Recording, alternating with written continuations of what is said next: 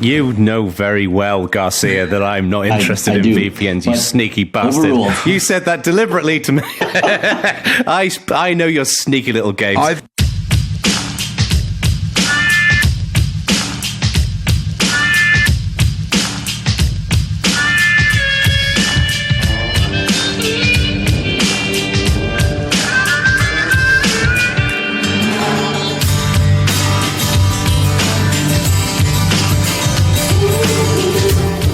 Welcome, listeners, to episode 7 of Bad Voltage, season 2. Yes. Yeah. So we got a little bit of a different show due to some scheduling issues this week, but I think we still have a quality show ahead of us. What do you think, guys?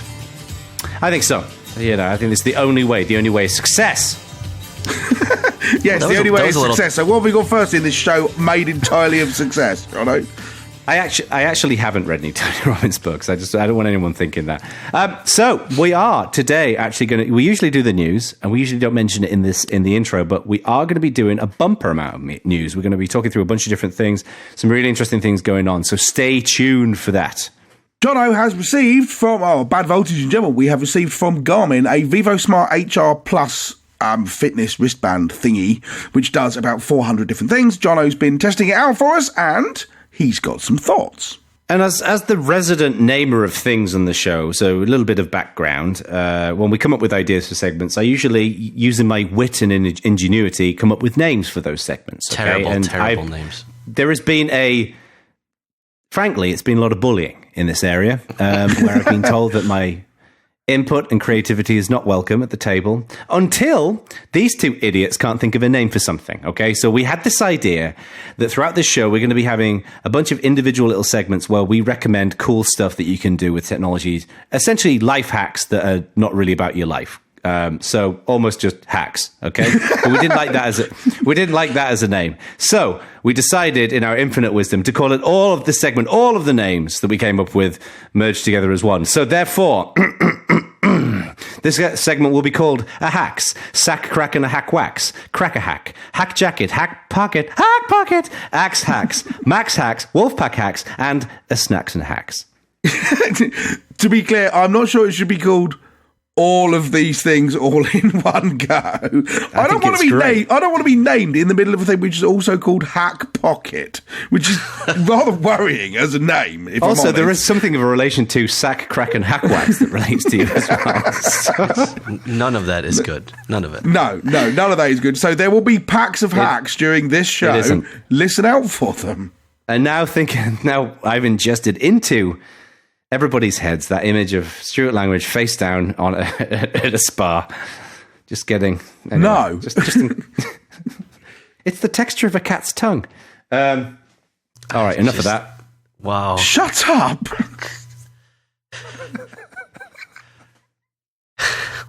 Yikes. And now, Bad Voltage.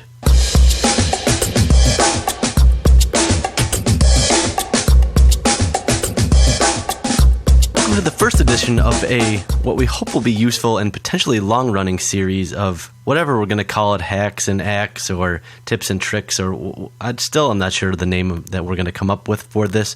But when I initially had the idea for this type of quick, short segment where we could each give you some kind of software utility that we use to save you time, and one that we're surprised that more people don't use. Now that initial idea has kind of morphed now, and I'm going to go out on a limb and say Stuart's going to probably give you some kind of time zone related wizardry, but at least for this initial entry, I'm going to stick to the original idea. And one small utility that I use that I'm very surprised I don't see more people using is something simple, and it's a clipboard manager. Now, I use Diodon because it just kind of integrates well with Unity and came with Ubuntu, but there's quite a bit out there from CopyQ to GPaste to Clipper. If you use XFCE, there's Clipman, there's Parcelite, there's, as you would expect with Linux, there's quite a few that have a variety of different features. And for those of you not familiar with a clipboard manager, it's just a little utility that runs in the background of your system and keeps a history of everything that you've saved to the clipboard. Now, like I said, they kind of run the gamut as far as features and toolkits used and what they look like and how they operate exactly. I think there's a couple things that you're going to want to take into consideration. The first of them being how well does it integrate with your desktop, whether, depending on what shell you use or what desktop environment, what window manager. I would tend to want to pick one, if I were you, that goes and integrates well into that environment. Now, that said, I think there are some features that I would consider must-haves and then some that maybe are just kind of nice to have. To me, it has to be able to exclude programs. You don't want passwords and sensitive things of that nature going into your clipboard manager. As I mentioned, I like the integration with the shell. I like one that distinguishes between your clipboard, which is Control-C, and your primary selection. If you have that enabled, I still do. It seems like some people that are newer to Linux don't like the distinction between clipboard and primary selection. And I know people that have been using Linux a while. That's something that people have strong opinions on. I personally like it. I like the distinction. And I use the two of them jointly quite a bit. Now, some of the other nice-to-have features are command line control and scripting, which I use quite a bit, and some of them, they should be searchable, although the one that I currently use for whatever reason I don't believe is, and you should be able to use keyboard shortcuts, which is another thing I'm in general surprised more people don't use, so maybe that's an idea I'll have for a future segment is popular programs and how you should use the keyboard shortcuts, because they really do save a lot of time. So for those of you who don't currently use a clipboard manager, I encourage you to install one and head to community.badvoltage.org and let me know what you think.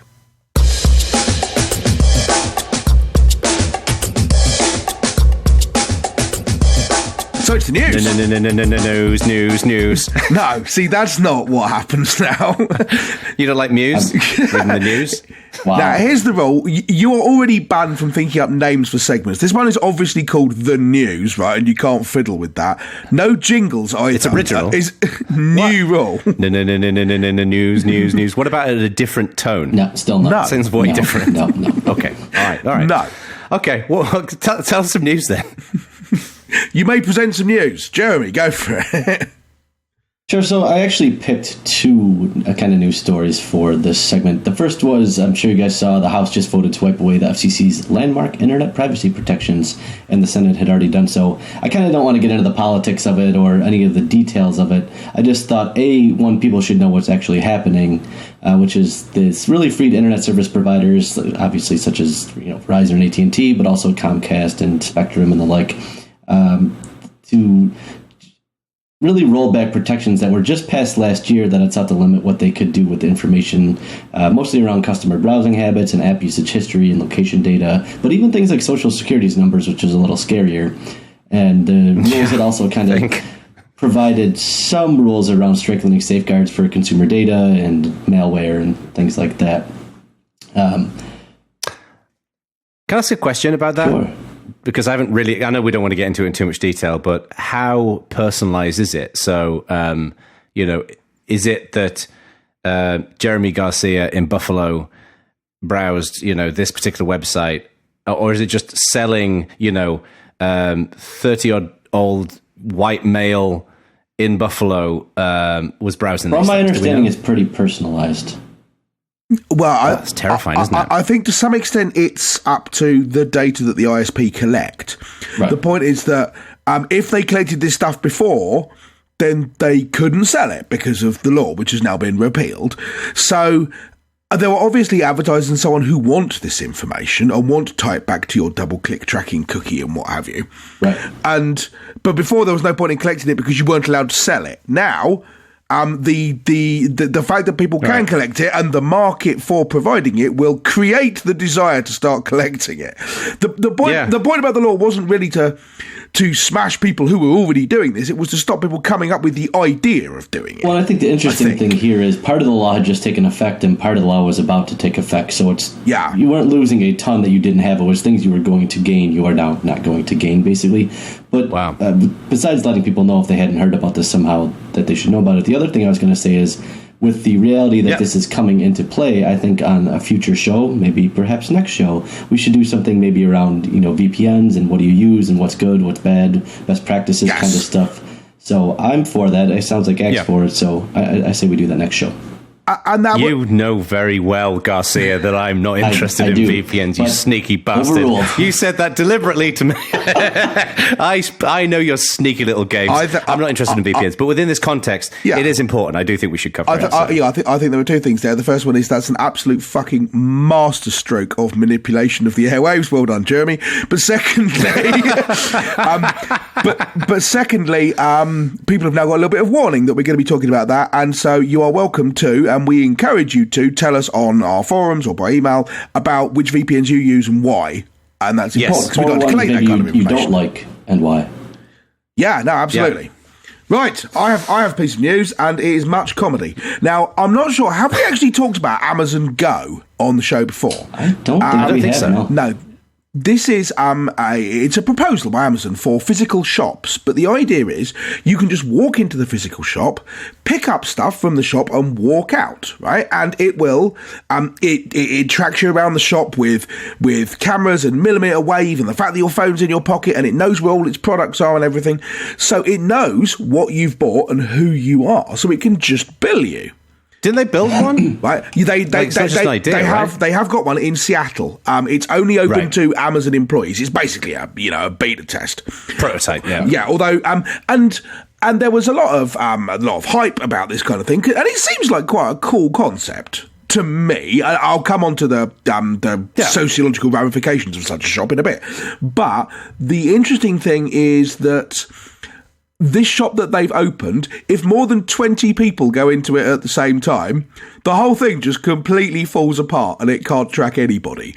And if stuff gets moved from 20, not 2,000. 20. Yeah. Okay. I wasn't sure if the word 20 had been redefined to, 300 or 400. No. So how big is this shop? Is it like the size of a cardboard box, or is it like an actual sized shop? Well, the idea is you can walk in there and buy bread and stuff, right? It's not some kind of tiny little hole in the wall that sells rare vinyl or something, right? You're supposed to be able to go and buy sandwiches and things.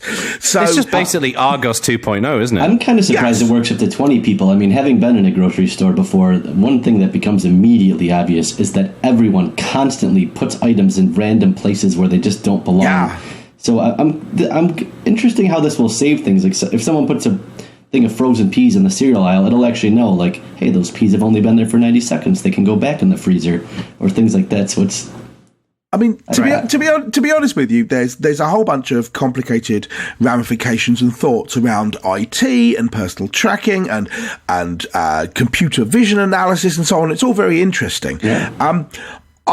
This is just sheer out-and-out schadenfreude, right? That they pimped it really hard when they announced this is the future of shopping. All you scum out there running shops, we're coming for you. And now they built this thing, and it's rubbish. So, they were pretty quiet when they announced it, I thought. They kind of just dropped that video. But old then man Langridge. You then saw the world going, oh my God, this is it. I mean, yes, fine, okay, you didn't actually see Amazon saying that, but, this is an example of hubris, in my opinion. I still think this shop will be cool. But so it's going to be a little bit like Minority Report, though, right? It's going to be like, oh, Mr. Yakamoto, how are those pants? I mean, the amount of refined, targeted data that they're going to get on shoppers is going to be staggering. The thing I find weird about this is not so much the technology is one thing. I think it's kind of cool. It's just the consistent depersonalization of society. It's the same issue I have with Soylent. Is like to me the act of eating and having dinner with people and things like that, or even just taking time away to have something to eat is important. And I think the act of going to the store is important as well. Although I say that as a rambunctiously committed Amazon Prime user.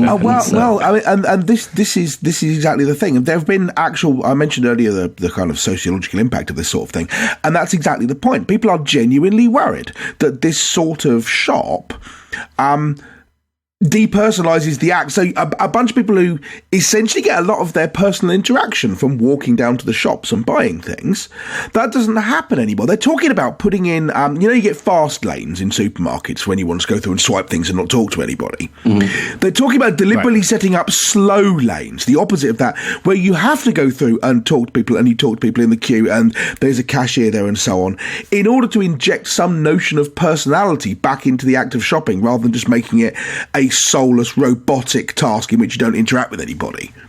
I think you get that in the fast lane, because usually what happens is there'll be a conversation and then someone will say, not very fast, is it?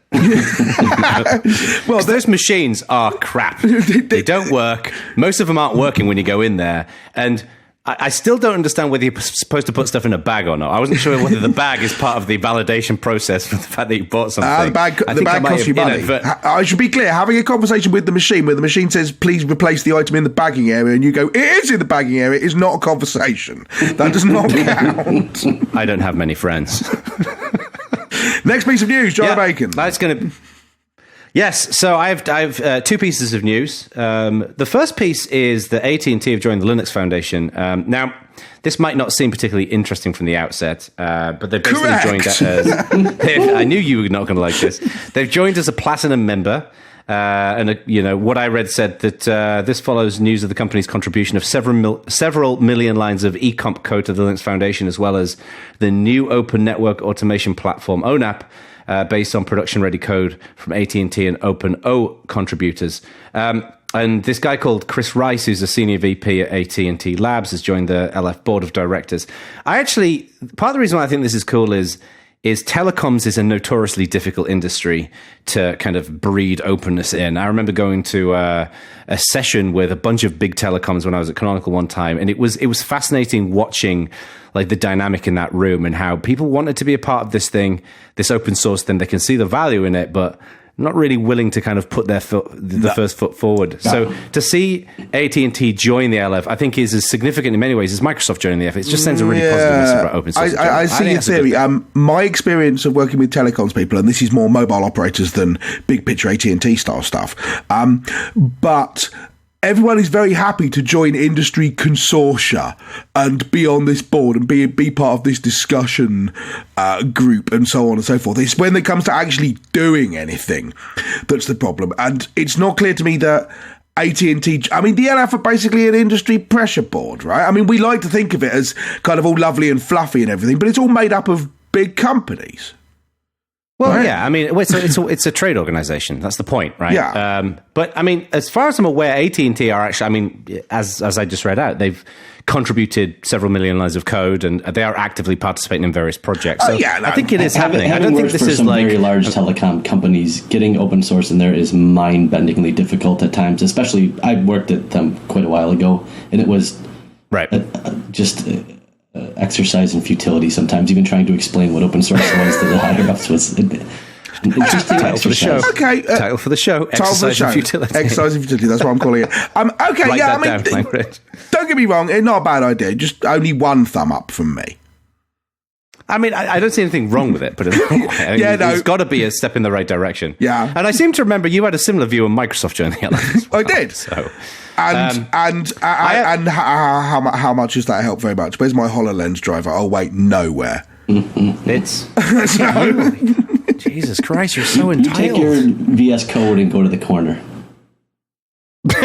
Okay, VS Code's actually quite good. Don't get me wrong. So, all right, you sell out. All right, so the other piece of news, and this is not really big news, but it's news that I think is very much related to many people who listen to our show, is that the venerable Linux Action Show has decided to close its doors, and the last show is going to be a live show at Linux Fest Northwest soon. So, just a big shout out to Chris and the crew over at Jupiter Broadcasting, because Chris and Noah, it's been going for like 9 or 11 years or something like that. It's been around for a long time. Yeah, a long time. It is. And it was interesting. There was this little, I don't know if any of you guys saw it, but there was this interesting segment on the Linux Action Show where it was kind of refreshingly frank, where they were basically saying, we keep making changes to the show, we keep trying new things, and people aren't watching it. People aren't listening. It doesn't seem to be grabbing people's attention. What I thought was interesting is that they're not shutting down Jupiter Broadcasting. They're doing other shows, and they're pulling in other people. So, Joe Ressington from yes. Late Night Linux Luddites as was. He's doing a show now there, and Noah's going on to do another show, and so on. So they're still doing things, which is interesting, Yeah, I wonder why, I am curious about why things kind of drag down for that show, because, if you're interested in Linux, arguably it doesn't really matter which show you watch. You just watch shows that have got Linux in the title to a degree. And a lot of the content at Jupiter seems broadly fairly similar, right? I mean, it's different types of content, but it's not like comparing the Bloomberg P&L podcast and Bad Voltage, you know. Yeah, I will be interested to see what changes and how they feel about it 12 months from now. But, you know, all that aside, well played to the Linux Action Show for sticking it out for this long. People who listen to it, feel free to come listen to us or go and listen to the Ubuntu podcast. We'd like that. No, don't go and listen to them. Don't go and listen to the Ubuntu podcast. Listen to us. That's what you need to do. Don't listen to anyone else. listen to us first, but we haven't got a Telegram channel, and the Ubuntu podcast people have, so, and it's nice hanging out there, so. Whatever. Do we have any more news? I did make a note of that. Do you see the new home for the Google open source stuff? Yes. I thought that was interesting for two reasons. One, I knew they did a lot of open source. I did not realize they had over 2,000 projects. Right? And be able to browse by category and tag and language and full text and all the other stuff was actually pretty nice. There was a couple interesting projects I discovered that I didn't realize were Google, actually.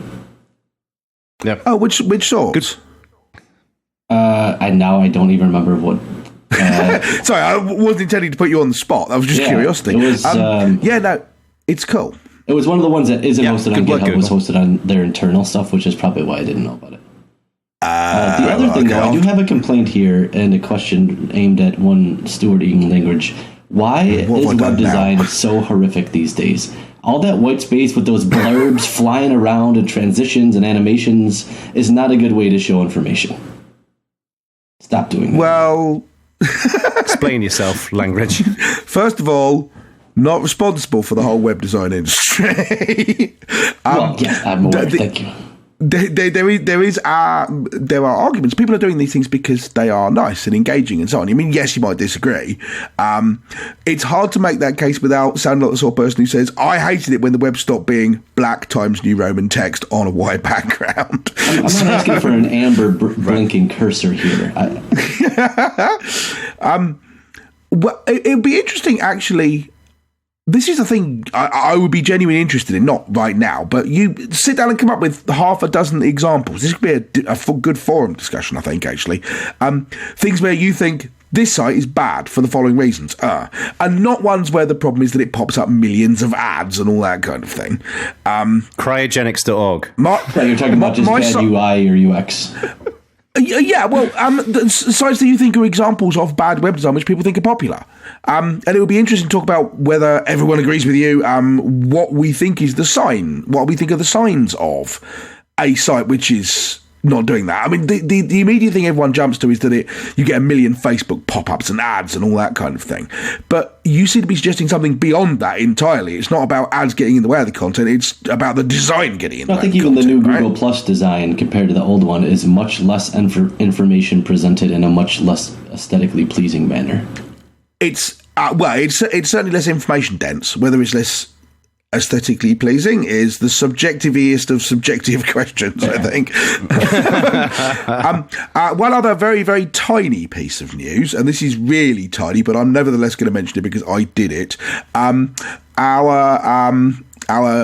show downloads will be over SSL, HTTPS from now on. So that's quite cool. Nice. Not very exciting, but nonetheless, thought it was a good idea. So I don't know. I'm just lighting the fireworks right now. We're in the process of moving. Shut up! I can make you do it. Yeah, because that'd work out well, wouldn't it? That would work out just great for everybody. Which is precisely why I did it. But the Bad Voltage site, the Bad Voltage site itself is not SSL yet. I don't think. It's my brother's fault, though, isn't it? Yes, it is your brother's fault. I wasn't going to say that live on air, but now that you have said it live on air, it's Simon Bacon's fault. Simon Bacon, terrible human being. Right. And that's the news.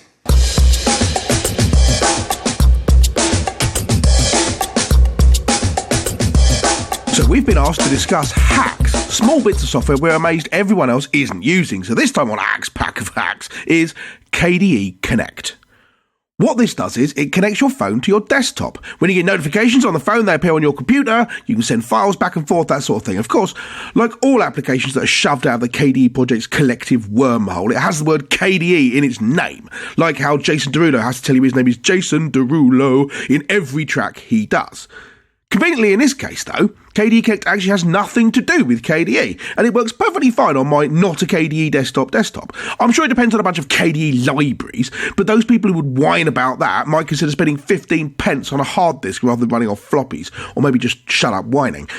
Connect pairs up your desktop with an Android phone. I don't actually know if it works on the Apple iPhone, but I bet a fiver it doesn't. This is partially because there's no way an iPhone app that isn't from Apple would be blessed with the ability to do all this stuff, and partially because the project would be deadlocked in internet drama about whether to call it KDE iConnect or iKDE Connect, and so there'd be two forks and neither of them would work. But to be clear, Connect works when your phone's in your house and connected to your network. I don't think there's a facility for it to work across the internet, and if it were, then turning that on would be mind-blowingly stupid, so don't do that. You can send files back and forth, browse the contents of the phone, which is so much easier than emailing things to yourself, or worse, having to plug in a USB cable like some kind of grunting caveman. There's a bunch of plugins to do other interesting stuff, showing your phone's battery life, pausing videos if you get a phone call, using your phone as a keyboard, which I did once just to impress myself, then never used it again. But the Find My Phone thing is alarmingly useful when you've left your phone in the bathroom for the 15th time that day. Really, the only problem with it is the name. Why is it called KDE Connect? It doesn't need KDE, and that just turns people off. Is it supposed to be like a gateway drug, like how the first hit of heroin is free, so you'll be seduced over onto the K side of the fence with huge colourful buttons and its constantly reinvented desktop? Well, I can tell you it hasn't worked on me. Also, that whole thing about the first hit of heroin always being free is bull as well. I went up to a smack dealer in London one time and asked for free drugs because the first hit's always free, and he shot me in the chest. So, in conclusion, use KDE Connect. It's better than being shot.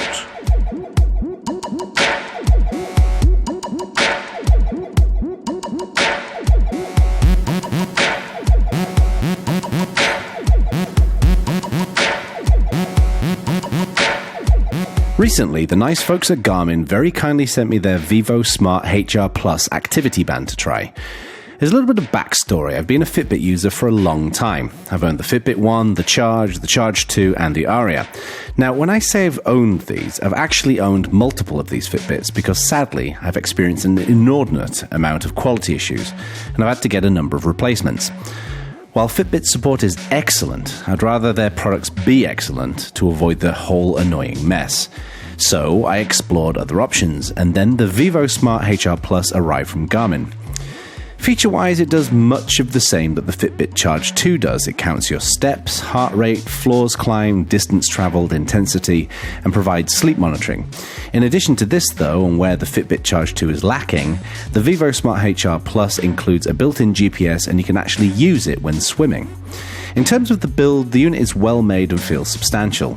It is an all-in-one strap, so it lacks the strap changes that the Fitbit offers, and this might have been handy depending on wear and tear, or for achieving different looks. Compared to the Fitbit, the display is quite a lot thicker, which may be off-putting for those of you with small wrists. The display itself also seems a little dimmer than the Fitbit in general use, and particularly under sunlight. Overall, though, this is a well-made, solid-feeling unit, and these small deficiencies pale in comparison to the overall capabilities of it. Like other fitness trackers, you connect the Vivosmart HR Plus to your phone via Bluetooth, and your various stats are available there. Garmin uses an app called Garmin Connect as the window into your health. The app features a lot of functionality such as an overall dashboard, and then provides specific details that relate to steps, heart rate, sleep, weight, intensity minutes, and a variety of different sports such as running, cycling, and swimming. It has a feature called Insights, which compares your performance in some areas to other similar users. While the stats tracking is great, the app also includes additional features that relate to community in it too. Now, while the app is comprehensive, it does lack some of the other lifestyle features in the Fitbit app, such as meal tracking and water consumption. It is also a little bit more complicated to use than the Fitbit app. It just seems to lack the usability and polish that Fitbit have put into their mobile apps. In terms of the heart rate tracking, which I do care about, I wore both the Garmin and Fitbit at the same time for about a week, and the results seemed reasonably comparable. I even put on a chest strap to compare results, and the wristbands were, as expected, a little off, but generally consistent. The GPS tracking is not something I've actively tried yet, as I haven't been running for a while, but it does seem to do exactly what you'd expect, and it tracks where you run, provides accurate distance information, and supports different courses. Battery life was also very impressive, and while it died a little quicker than the Fitbit, this thing also packs a GPS, so overall very impressive, and it lasted around a week on a single charge. Mind you, the charger is a little fiddly to attach to the unit. One thing where the Garmin notably improves on the Fitbit is what you can do from the unit's screen. The Vivosmart HR Plus has all kinds of integrated features that relate to notifications, music playback, different ways of displaying information, configuring settings, and more. So, what is the bad voltage verdict? The Garmin Vivosmart HR Plus is a great fitness tracker. It's well built, it has a great range of features, and has stellar battery life. While it may lack a little bit of the spit and polish in the app department, don't let this faze you. This could definitely be your next health fun buddy.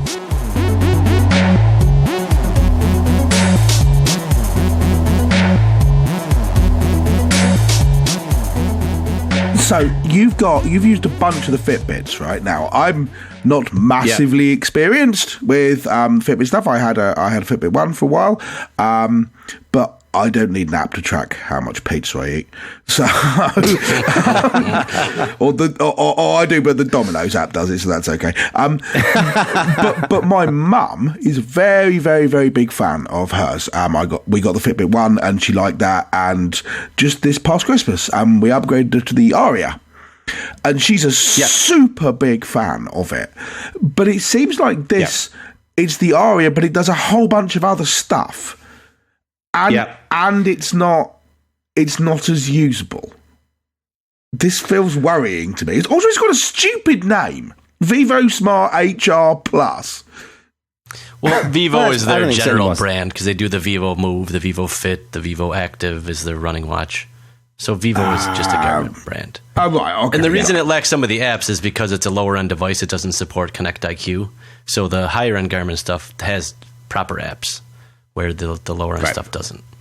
That surprises me a bit. That, I mean, so I'm all for the idea that you get what you pay for, right? And you should be paying for the good stuff.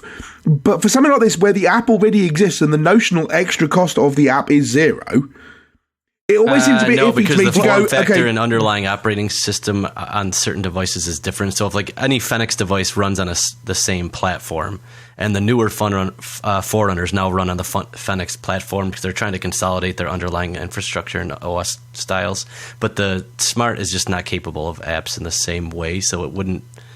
Hang on. You're talking about apps on the device itself. I'm talking about things like the companion app and so on. No. So the higher end stuff can actually run apps on the device. Right. Who needs this? Anyway, you need this, so talk about it. So I was going to say, in the easy use thing, I would say if your mom is using an example, if she's not very technical, I don't know that I would recommend Garmin stuff in general. They're definitely aimed at enthusiasts of activities. Yes. I think. Maybe I'm not as familiar with the Vivosmart, but definitely the Active and the Fenix and their higher end stuff. I think that's really, really good for runners or triathlons or bikers, but it's aimed specifically at that segment where I think the other devices, specifically Fitbit stuff, is more of a lifestyle device, if you will. Yeah, I think that's a fair way to describe it, because the thing about this is, like I say, I was impressed with the build quality of the device. You know, it feels like it's really well made. And I'm not sure whether it is actually well made, and I just haven't used it enough. And I'm just thinking that because I'm so annoyed at Fitbit with the fact that their stuff just drops to bits. So Garmin stuff's typically very well made. I've never owned a Fitbit anything. Why do you keep buying a device from a manufacturer if you've owned 10 of them and they keep failing? Honestly, I haven't found anything else that's even come close to a Fitbit. Really? So Garmin sent me this to review for the show, and I thought this will be an interesting challenge. I don't want a smartwatch. I want a fitness band, and I want a fitness band with a little screen with accurate heart rate monitoring and a decent app.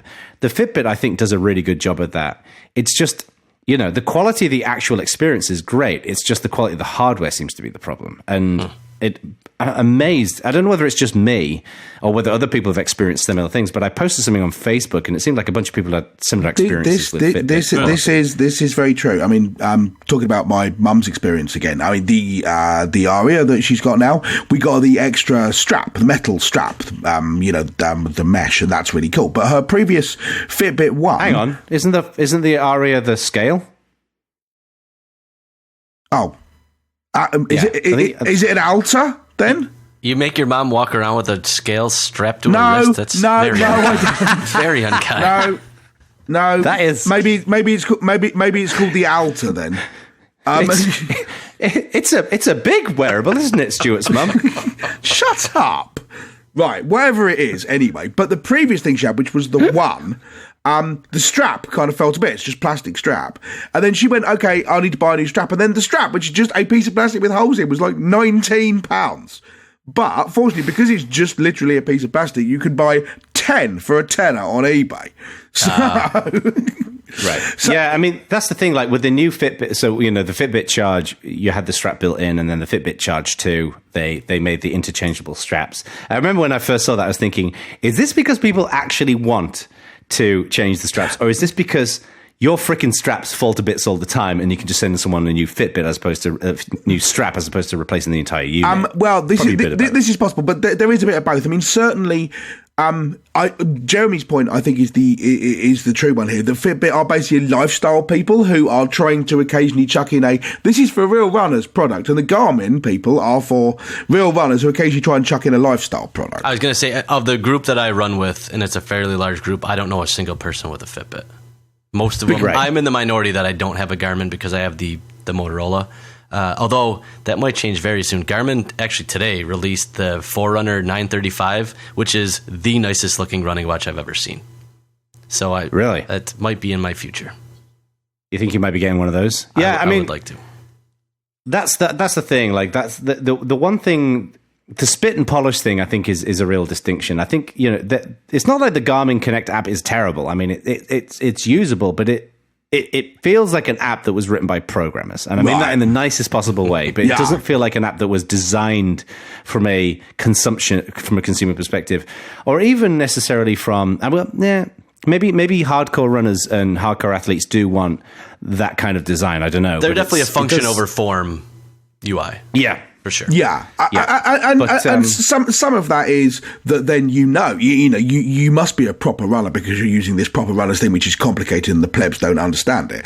But some of it is also realistically, because if you're looking for something which is high end in terms of the hardware and high end in terms of the things it records and the amount of analysis and data it collects and so on, and it's also high end in terms of the user experience and the appearance and everything, it'll cost $1,000 and no one will buy it. So... Well, so their high-end watches cost about $1,000.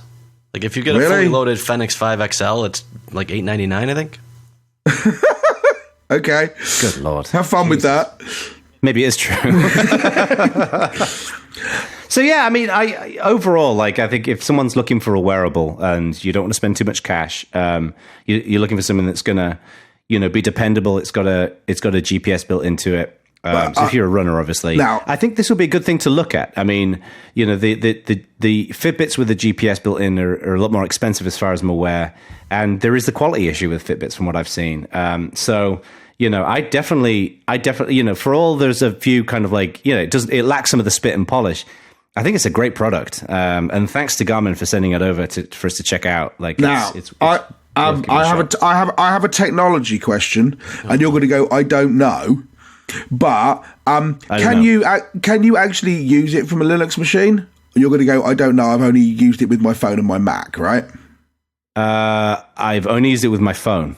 Right, okay. So you haven't had to connect it to a real computer at all? So the way that it connects to Bluetooth to your phone, at least if it's like the other Garmin devices, and then it uploads to Garmin Connect, and you can access it via the web, so it doesn't care about the OS. Oh, okay. Well, that's not too bad. So the whole idea of having to plug it in...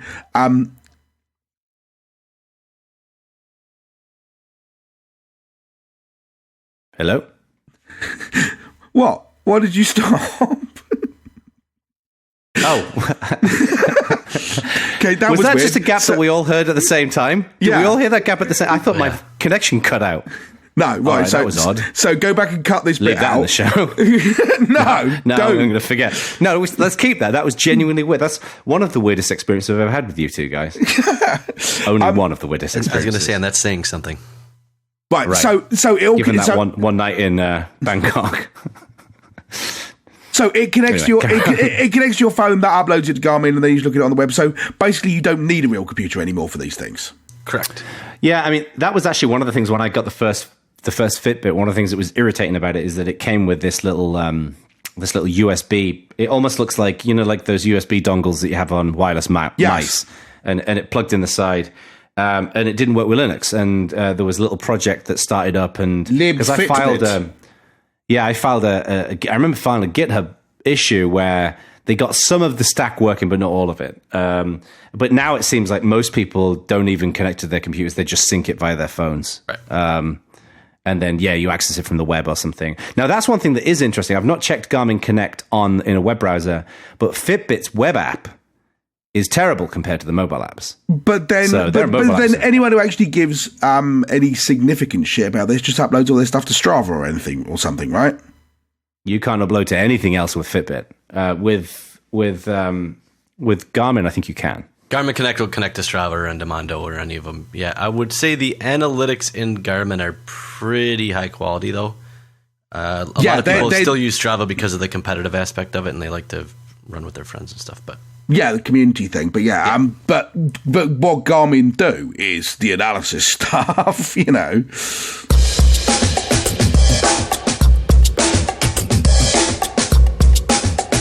All right, so for my hack, I'm going to have something a little bit different than the other guys. From time to time, people will ask me, how do you record a podcast and get good kind of production quality? Particularly if your presenters are, based all over the world. And that's obviously something we do with Bad Voltage. I'm pretty proud of the production values that we have. So I wanted to just kind of share as a bit of a hack for, recording a podcast when you're not all in the same room. How do you get that good quality production? And this is what you want to do. So, with our podcast, Jeremy's based in Buffalo, the birthplace of the wing. Stuart is in the deepest, darkest depths of Birmingham, and I'm, of course, in the beautiful sunny climes of California. They may describe it a little bit differently. This is what you want to do. So first of all, get on a Google Hangout. And you just use that as a means for connecting to each other. And importantly, make sure that your video is on. Make sure that everyone's got a webcam. Because that plays a big role in kind of having that connection between a group of people when they're having a chat, okay? You'll see someone's facial expressions, etc., etc. Now what you want to do is get yourself a decent microphone. So for example, we all like the Blue Yeti microphones. That's what I'm recording on right now, but I also use a different microphone for the parts of the show sometimes. These are USB powered. You can plug them in. They're supported on Mac, Linux, Windows, everything. They're all great, right? They're pretty cheap. They're rugged. They look deadly suspicious, though, if you travel with one in a suitcase. Just be one of that, okay, if you don't want to get rubber gloved. And what you want to do is when you have the Hangout, you say, okay, we're going to start recording a segment. And what you'll do is one of you, and in this case with Bad Voltage, it's me, will count to 10. And the other two need to count, or however many presenters you've got, will count to 10 with you. And you'll notice that when you do that, it's really like all over the place because it sounds laggy and weird, okay? But make sure that you start recording, one person counts to 10, and then everybody else counts to 10 with them, okay? Because what that does is that produces these spikes in the waveform that you can use to line the audio up, okay? And so you finish recording, and then what you want to do is in your multi-track editor, I use Cubase, but you can use Ardor or Pro Tools or GarageBand or whatever you like. You put each of these different recordings on a different track. So we basically, when we finish recording a show, we record each segment as individual waveforms, and then we dump them into Dropbox. I get them off Dropbox, and then I mix it. And what we do is we stick each person on a separate track, and then line those waveforms up. And you'll find you want to go for the 8, the 9, and the 10 should be in line with each other. At the beginning, everyone's all over the place, okay? And you will need to ask your co-presenters to make sure they speak clearly when they say those numbers. And then what you can do is you can line it up and you can trim off that counting, and you will have audio that's perfectly in line. Now, then what you want to do is when you mix the show, what you need to do is this. So first of all, for each track, you want to compress it, and that basically makes the quieter sounds in someone's voice louder, and the louder sounds quieter, right? So it sounds consistent. But you also want to pan it a little bit. So, for example, in our show, there's 3 of us. I think one of us is dead center, and then the other 2 are on either side of the stereo field. And you'll want to apply a little bit of EQ because we all have different sounding voices, and EQ lets you change the bass, the middle, and the treble of a voice, and that makes everything kind of like sound, distinctive. Okay, compression, EQ, and panning will make it sound $100. It'll sound brilliant. And then what you want to do, and this is critical, this is another important part of the hack, is that when you export that, so you spit that out as a single file, let's say a WAV file, then what you want to do is master it. And what that means is you basically take that file and then you run a compressor on it again and you run EQ on it again, and it'll make it sound like all the bits are glued together. And that's basically how you can produce a podcast. So, in summary, get in a Google Hangout or some other service, start recording, one person counts to 10, everyone counts to 10 with them, use that to line the audio up, compress, EQ, pan, spit that out as a WAV file, and then compress and EQ that, and you'll have pretty great sounding audio, if I do say so myself.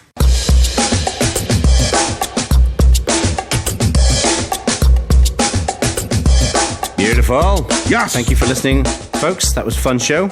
Well, different, but it's always fun. Yes. So, should we talk prizes? Now we have a thing to talk about, which is the competition that we've got going on. Well, a fabulous Dell Sputnik laptop. And those of you who watched the live show will have seen this. Those of you who didn't watch the live show, go and watch the live show, badvoltage.org/live. And at the end of that, there is a competition. So you identify all the fruits that we named in the live show, and then go to badvoltage.org/fruit and fill them all in. And of the people who get it right, we draw your names out of the hat, and whoever wins gets a Dell Sputnik laptop donated to us by Barton George and the team at Dell, which is fabulous. Bit of a mea culpa about this though, because we didn't announce that it's a US only competition until some people had already entered, for which we are apologetic. Sorry, we are. We're not just apologetic; we're also rubbish. Yes, little column A, little column B. Yes, so we are sorry about that, but it's not all bad news, though. No, we have coming up, and you want to listen to next time's show for this. We have another competition coming up with another cool item. Yes, we're going to be giving away an endless mission machine, which is the box that we gave away. It's the Endless Mission 1 machine, which is the box that we gave away in the live show that you'll see in the video. This is a really neat little box that runs this cool open source operating system called Endless OS, and we're going to be giving that out to people who are based in Europe as well. If you're based in India or China or wherever else, you'll be also eligible for that as well. But we've just had a lot of complaining from people in Europe. Yes. So basically, this competition will not be open to you if you're in the US. You have to eat a cheeseburger or something instead.